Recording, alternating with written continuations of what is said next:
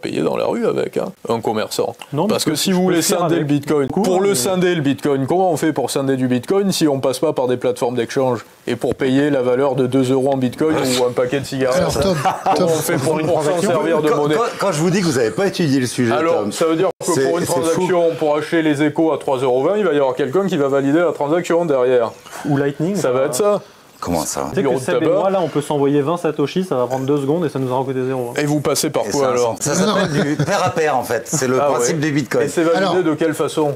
Par des validateurs, que je vois bien. Par mes ordinateurs, entre autres, oui. Non, mais il y a des validateurs derrière, sinon on pourrait faire passer n'importe quelle transaction, vous êtes d'accord avec moi? Vous n'avez absolument aucune connaissance du protocole Bitcoin. Répondez à ma question. Mais les validateurs sont les ordinateurs. Mais il y a des gens derrière les ordinateurs, qui sont les bitcoiners. Bonjour mes lions, quel plaisir de vous retrouver pour la revue hebdomadaire des marchés. L'extrait que vous avez pu voir en introduction est une interview de Tinkerview dont j'ai parlé le 19 septembre. Vous pouvez retrouver mon post sur mon feed ainsi que mon avis sur la question et le lien de la vidéo. Je vous la mettrai également dans la description de cette vidéo. Je vous la conseille, il s'agit d'un moment d'éducation pour ceux qui s'intéressent au Bitcoin et aux crypto-monnaies et également un grand moment de divertissement. Cette vidéo à elle seule nous prouve que nous sommes encore très early sur les crypto-monnaies et que même des analystes ou des gens qui se revendiquent comme des économistes sont encore, pour certains, dans l'ignorance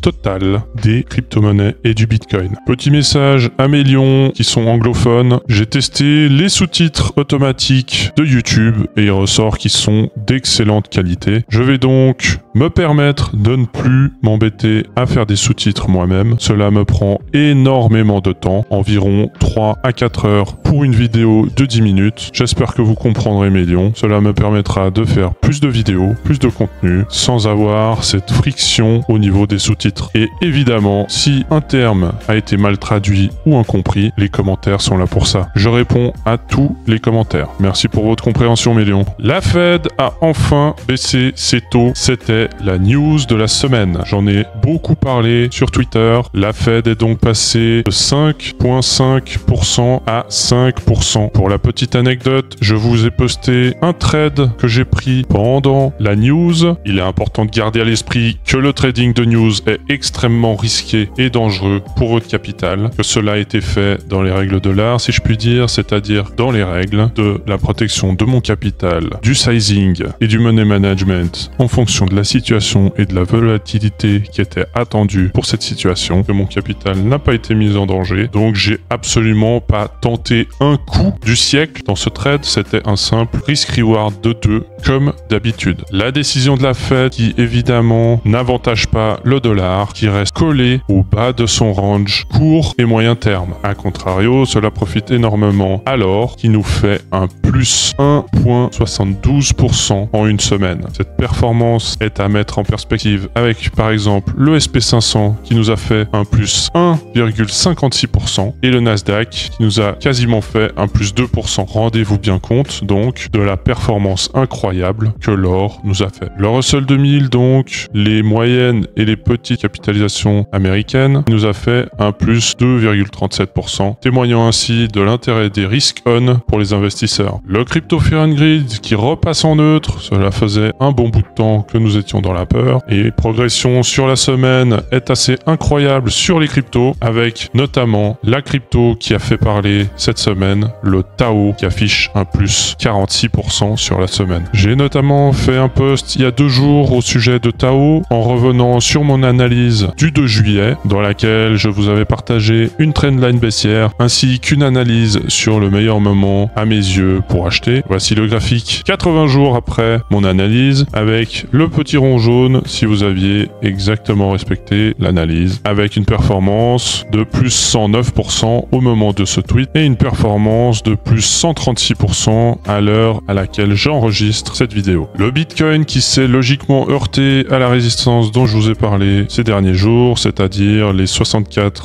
500 $. Nous sommes toujours assez hauts et nous n'avons pas beaucoup retracé. Cela démontre à mes yeux la force du Bitcoin en ce moment même et pour cause, nous nous avons très peu de liquidités à aller chercher au sud et nous commençons à avoir des pics de liquidité au nord intéressants à 65 000 $. Pour ce qui est des liquidations, nous sommes à peu près dans un range. Un retour sur les 61 000 $ reste évidemment possible. Quant au retour potentiel sur la grosse zone des 57 000 $ ou bien la zone de la TH des 70 000 $, j'en ai fait un post hier avec mon analyse et mon avis personnel sur quelle serait la zone la plus intéressante pour le prix selon moi. La Bitcoin dominance qui revient sur le haut de son range qui date de début août. Après avoir heurté les 58,7%, le revoilà sur les 57,7%. Cette baisse de dominance profite évidemment à l'Ethereum qui, sur son graphique face au Bitcoin, rebondit sur le bas de son canal baissier long terme qui date maintenant de plus de 2 ans. Sur son graphique face au dollar, l'Ethereum qui respecte toujours son range actuel qui se situe entre son point bas du 5 août sur les 2100 $ et son point haut sur les 2800 $. À noter tout de même une excellente progression sur la semaine de presque 12% pour Ethereum. Cela me fait gentiment sourire étant donné que j'en avais parlé le 15 septembre quand Ethereum était au plus bas en disant clairement qu'à mes yeux Ethereum avait encore de beaux jours devant lui. Mais comme toujours, lorsqu'il y a un graphique comme ceci, personne n'y croit. Et quand il redevient ainsi, là vous avez beaucoup plus d'experts qui étaient soi-disant visionnaires et qui avaient tout vu. Une semaine très chargée en nouvelles économiques. Nous aurons dès lundi les PMI manufacturiers et des services, suivi de jeudi une journée importante avec le PIB trimestriel ainsi qu'un discours de Jérôme Powell, le président de la Fed. Et nous finirons avec le plat de résistance, les indices de prix à la consommation des ménages, l'inflation américaine, vendredi à 14h30. En termes de résultats d'entreprise, nous aurons de belles entreprises comme Micron, Costco ou Accenture. Elles ne sont cependant pas assez grosses pour influer le marché, à mon avis. Un autre événement majeur de cette semaine a été le vendredi des 4 sorcières. Je vous ai fait un article il y a 2 jours vous expliquant de quoi il s'agissait. Pour ceux qui débutent vraiment et qui ne comprennent pas ce qu'est un contrat futur, je vous ai mis également en post-cité la différence entre les contrats futurs et le spot. Voilà mes lions, cette revue est terminée. Vous me retrouverez demain dans la revue quotidienne, que ce soit sur YouTube Short, TikTok avec la Minute des Marchés et évidemment Twitter qui est l'endroit numéro 1 si vous voulez me suivre. Pensez à me laisser un petit like ou un peu de commentaire, cela m'aidera avec les algorithmes. Bonne semaine mes lions, soyez prudents sur les marchés. Ciao ciao.